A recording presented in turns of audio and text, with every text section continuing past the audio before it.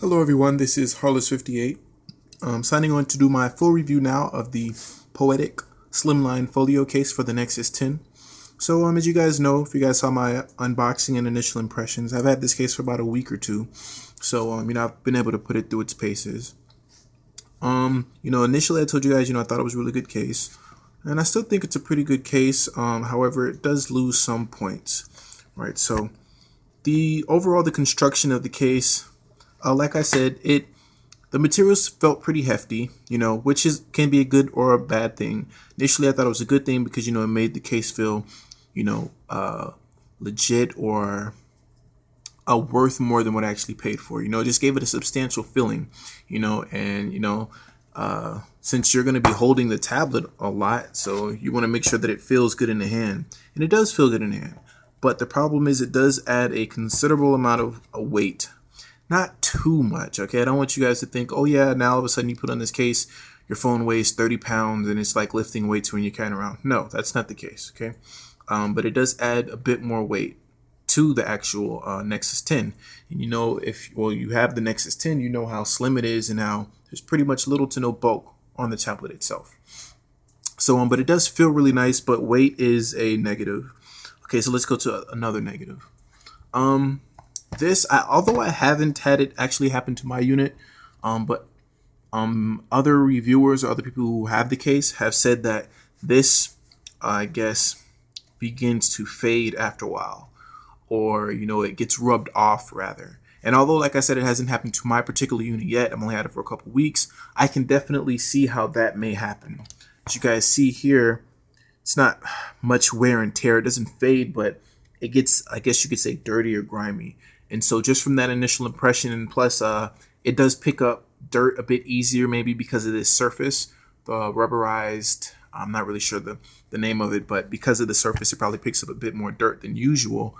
And it's not super dirty, but what I'm thinking about right now is long run, okay? Because like I said, I've had the case for a couple of weeks, so I can see in about a month or two how or why this case may begin to rub off or become dirty. So materials are okay. I think materials could be better, but I have to keep, okay, now as I'm saying this, I'm keeping things in perspective, and I want you guys that are watching the review to keep things in perspective as well. This case wasn't $100, okay? It wasn't a very expensive case. It was like $15, okay?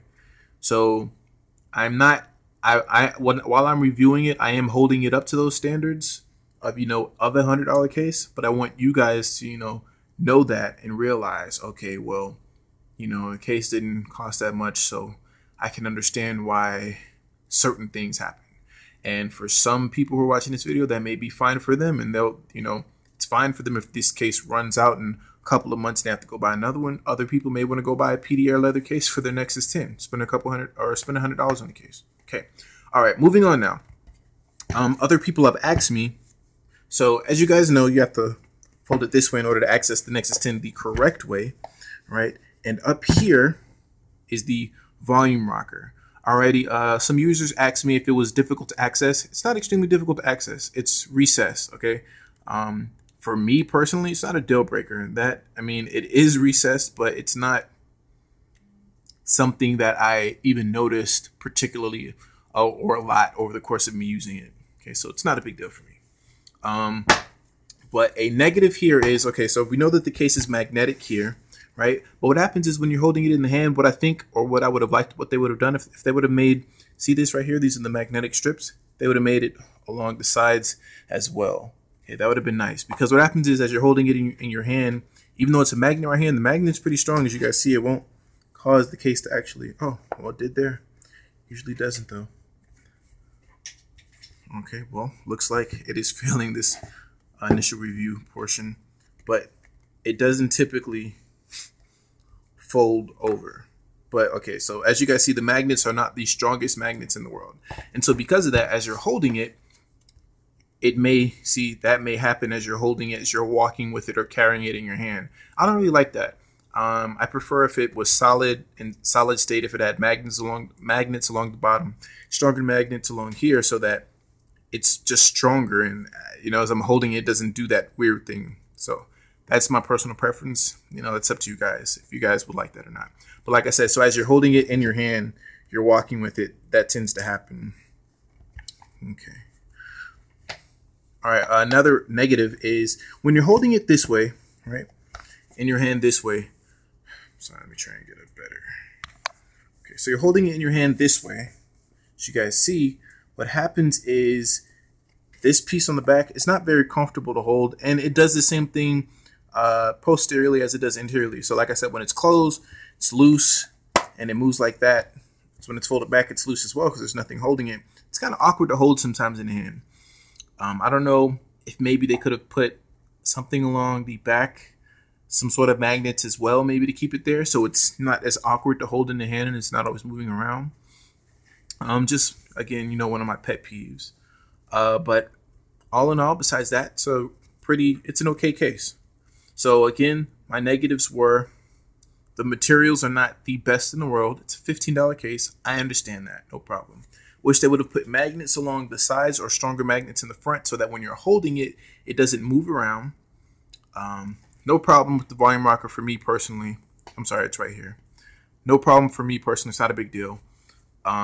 Wish they would have placed some sort of magnets maybe posteriorly to hold it so that it doesn't move that way. Also, as you guys know, this is the correct way to hold it. So the flap folds like this, even though this is upside down. I don't know. It's just, I can understand why they did it that way, because if this would have been right side up, it would have been weird. And that's generally how generally when you open up a tablet, you open it up this way. Okay. But no, that's not the way it works. The stand works fine. I have no problems at all with the stand, if you guys are wondering. It works the way it's supposed to. Sorry, get this a bit better. Stand works fine for me. No problems with that. So that's my review of the Poetic Slimline folio case. If you guys have any other questions, as you guys have had, plenty of questions for this particular tablet, and so I use all of your questions to run through this review, and hopefully I answered them all. Okay, so it's Harless58 signing off. Hope you guys enjoyed my review.